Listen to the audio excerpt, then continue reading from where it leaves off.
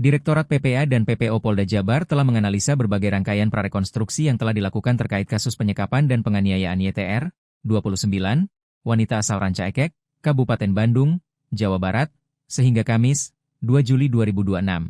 Akan dilaksanakan rekonstruksi yang melibatkan jaksa penuntut umum dan para kuasa hukum dari korban maupun tersangka.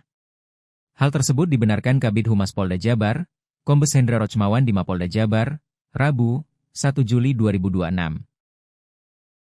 Prarekonstruksi yang kami lakukan sudah 4 kali dan ada 2 TKP baru yang kami jadikan sebagai dasar locus delikti untuk menambah berbagai penguatan pasal yang kami terapkan ke Taufik Hidayat, ujarnya. Bagi Hendra, ini merupakan kemajuan yang dilakukan polisi dan selanjutnya, dari beberapa saran juga masukan terkait penerapan hukum dan putus hukum lainnya akan terus didalami.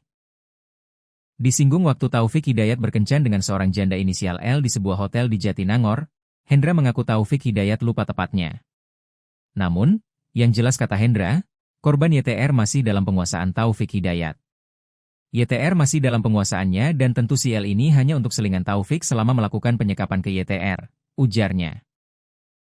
Ditanya soal viral video CCTV Taufik Hidayat yang mendatangi Gedung Pakuan, Hendra mengatakan polisi masih mendalami karena baru malam tadi CCTV itu beredar di media sosial.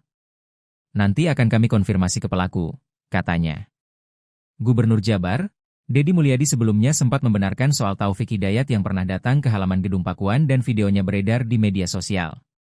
Oh iya, dia, Taufik, memang sebelum ditangkap oleh polisi pada Selasa dini hari itu ke Gedung Pakuan sampai ke pos. Dia katakan ingin bertemu Pak Gubernur, saya sebentar lagi di penjara tapi pengen curhat begitu, ujar KDM.